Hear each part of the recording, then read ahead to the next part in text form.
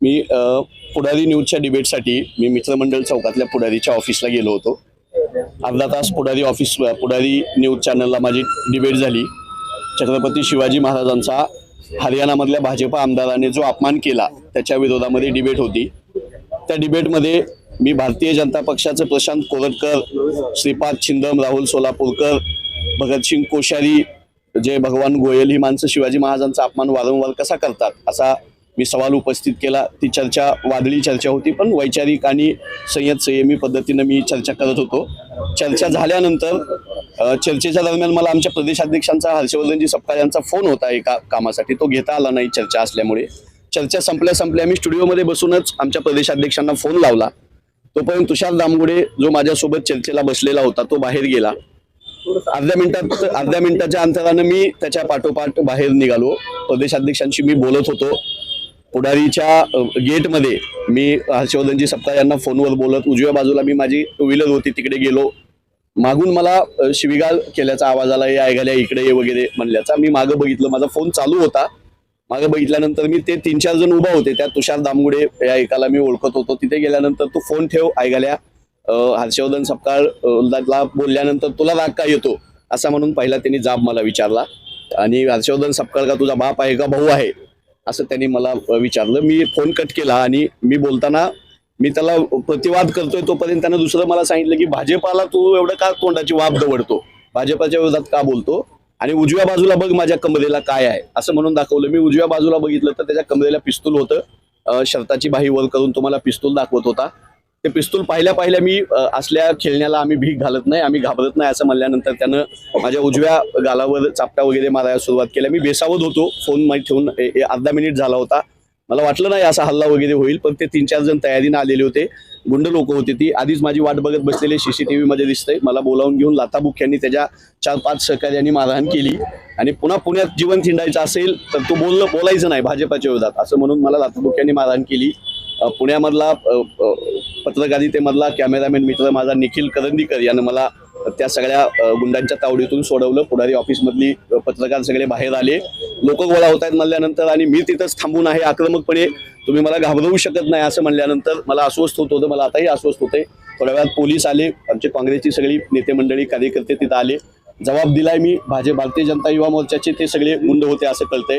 पिस्तूल लावून भारतीय जनता पक्षाच्या परराष्ट्र मंत्र्यासोबत, अर्थमंत्र्यासोबत फोटो असलेला हा तुषार दामगुडे आमचा आवाज बंद करण्यासाठी धमक्या देतोय, मारहाण करतोय.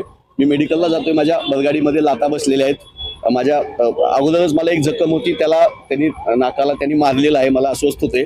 मी विनंती करतो मला दवाखान्यात जाऊन मेडिकल करू द्या, नंतर मी आपल्या सगळ्यांशी बोलतो. भाजपचे होते मला माहित नाही शिवाजी महाराजांच्या विषयावर मी शिवाजी महाराजांचा अपमान भाजपवाले का करतात याचा त्यांना राग आला आणि भाजपाच्या विरोधात तू का बोलतो हे त्यांचं पहिलं वाक्य होतं. दुसरं, हर्षवर्धन सपकाळ तुझा का बाप भाऊ आहे का, त्याला बोलल्यास तुला का राग येतो, आम्ही त्याला शिवाय देऊ नाही तर काय तर करू. मी ते माझे प्रदेशाध्यक्ष आहेत असं म्हणेपर्यंत पुण्यात राहायचंय, जिवंत राहायचंय तर हे कमरेला बघ, खाली बघ काय उजव्या बाजूला असं म्हणल्यानंतर ते पिस्तूल दिसले आणि लाथाबुक्क्यांनी त्यांनी मारहाण केले. माहित ना मला, यापूर्वी त्यांना कधी बघितलं होतं? मला सगळी ते अननोन लोक आहेत माझ्यासाठी. आमच्या काँग्रेस कार्यकर्त्यांनी सांगितलं वेगवेगळ्या भागातल्या की ते भारतीय जनता युवा मोर्चाचे आहेत. त्यांचे पेज बघितले, अकाउंट बघितले, पुण्यामधलेच आहेत ते सगळे गुंड. त्यातले काही जण त्यांच्यावर गुन्हे दाखल आहेत, गुंड प्रवृत्तीची लोक आहेत. पण या असल्या बंदुकी घेऊन हिंडणाऱ्या आणि गोळी मारायची धमकी देणाऱ्या गोडसेच्या अवलादीला मी महात्मा गांधींचा कार्यकर्ता आहे, काँग्रेस पक्षाचा राहुलजी गांधींचा कार्यकर्ता आहे. काँग्रेस पक्ष माझ्या पूर्ण पाठीशी आहे. पुण्यातले सगळे काँग्रेसचे नेते प्रशांतजी जगताप, अविनाशजी बागवे, अभयजी छाचेल सोबत आहेत. 4 दिवसापूर्वी काँग्रेस भवनवर हल्ला केला, आज माझ्यावर हल्ला केला. तर आम्ही ह्या गोडशेच्या अवलादीला लढायला आम्ही मैदानात आहोत. मला थोडं अस्वस्थ होते. मला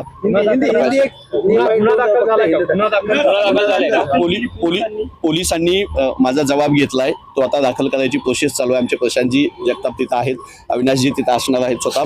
मला अस्वस्थ होते म्हणून मला ते मेडिकलला घेऊन जायची ते घाई करतायत. मी ते मेडिकल झालं की गुन्हा कोणता दाखल करतायत काय मी माहिती देईन. हनुमंत पवार जे काँग्रेसचे प्रवक्ते आहेत त्यांना मारहाण करण्यात आली. आज आमचे काँग्रेसचे प्रवक्ते हनुमंतराव पवार हे TV चॅनलवर एका डिबेटमध्ये सहभागी व्हायला गेले होते. ते डिबेटमधून बाहेर पडत असताना या ठिकाणी भाजपचा कार्यकर्ता किंवा पदाधिकारी तुषार दामगुडे आणि त्याच्याबरोबरच्या 4 सहकाऱ्यांनी या ठिकाणी हनुमंत पवार यांना रिव्हॉल्वर दाखवली. तुला या पुण्यामध्ये फिरायचंय का नाही, तुला जिवंत राहायचंय का नाही, आणि तू जर आम्हाला अशा प्रकारे आडवे येत गेला काँग्रेस पक्षाची भूमिका जर मांडत गेला तर या ठिकाणी मारल्याशिवाय या ठिकाणी आम्ही गप्प बसणार नाही, अशा प्रकारचा इशारा देऊन किंवा अशा प्रकारची धमकी देऊन त्याला प्रचंड मारहाण करण्यात आली आणि या ठिकाणी हनुमंत पवारांना त्याच्यामध्ये धक्काबुक्कीमध्ये मुक्का मार लागलेला आहे. आता आम्ही या ठिकाणी स्वारगेट पोलीस स्टेशनला आलेलो आहोत. याच्यामध्ये काँग्रेस पक्षाचा कार्यकर्ता म्हणून किंवा काँग्रेसची बाजू उत्तमपणाने बाजू मांडत असल्यामुळे या ठिकाणी हनुमंतराव पवारांना टार्गेट करून मारहाण करण्यात आली, असा आमचा या संदर्भातली जी काय माहिती आहे ती पोलिसांसमोर ठेवली. पोलीस या ठिकाणी गुन्हा दाखल करून घेत आहेत. पण या ठिकाणी पुण्याची राजकीय संस्कृती बिघडतीये. कुठेतरी या ठिकाणी धार्मिकतेचं नका उदात्तीकरण करत असताना किंवा धार्मिक दहशतवाद वाढवत असताना विरोधी पक्षाच्या कार्यकर्त्यांना किंवा विचारधारेच्या कार्यकर्त्यांना मारहाण केली जात आहे किंवा टार्गेट केलं जात आहे असा आमचा थेट आरोप आहे. दादा, त्यांच्याकडे जी पिस्टल होती ती परवानधारक आहे का, किंवा या पिस्टलचा वापर ते कशासाठी करणार होते नेमकी पिस्टलचं? या ठिकाणी पुणे पोलिसांना आमची तीच मागणी आहे, पिस्टल नका या ठिकाणी लायसन्स आहे का नाही ते क्रॉस चेक करण्यात यावं. पिस्टल असली तरी त्या ठिकाणी पिस्टल दाखवण्याचा जो प्रयत्न केला किंवा पिस्टलच्या जीवावर धमकी देण्याचा जो प्रयत्न केलाय त्यावर ते पिस्टलचं लायसन्स जर असलं ते रद्द करण्यात यावं आणि पिस्टल दाखवलं म्हणून त्या ठिकाणी अतिरिक्त गुन्हा दाखल करण्यात ही आमची मागणी आहे.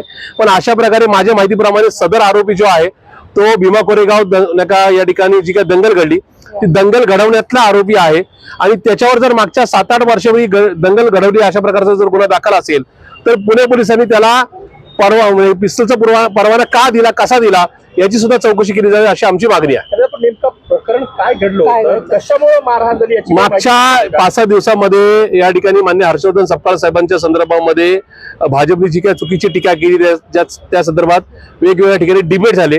त्या डिबेटमध्ये या ठिकाणी आमच्या काँग्रेस पक्षाला आमचे प्रांताध्यक्ष हर्षवर्धन सपकाळ साहेबांना याच दामगोटीने शिवीगाळ केली.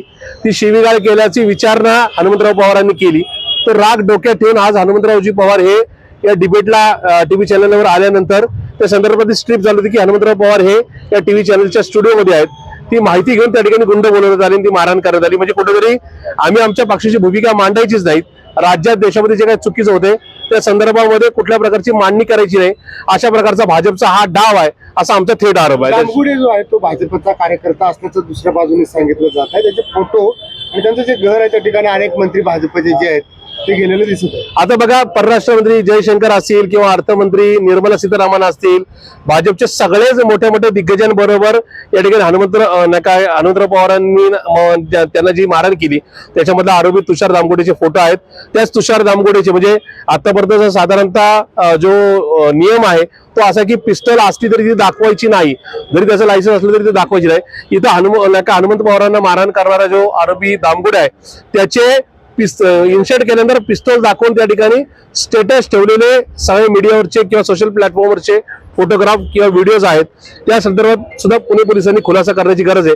पण मला असं वाटतं की राज्याचे गृहमंत्री आणि मुख्यमंत्री देवेंद्रजी फडणवीस यांनी आता आपल्या राज्याचा तालिबान किंवा अफगाणिस्तान आणि पाकिस्तान झालाय का या संदर्भात अभिमान बाळगावा का, आपण उत्तरेसारख्या राज्याची परिस्थिती महाराष्ट्राची करून ठेवली याचं आत्मचिंतन करा. अशा प्रकारची परिस्थिती पुण्यामध्ये महाराष्ट्रात नक्की निर्माण झाली असं आमचं त्यांना थेट सांगणं आहे. पोलिसांसोबत पण पुणे पोलिसांनी आता या ठिकाणी FIR घेतलेली आहे. FIR आता या ठिकाणी रजिस्टर झालेली आहे. पण या संदर्भामध्ये आता आम्ही पुणे पोलिसांना मान्य आमचे नेते अभयजी छाजेड साहेब आणि आम्ही उद्या सगळी सिनियर मंडळी पुणे पोलिसांची मान्य अमितेश कुमारांची भेट घेणार आहोत. त्यांनी आम्हाला उद्या सकाळची 12 वाजताची वेळ दिली.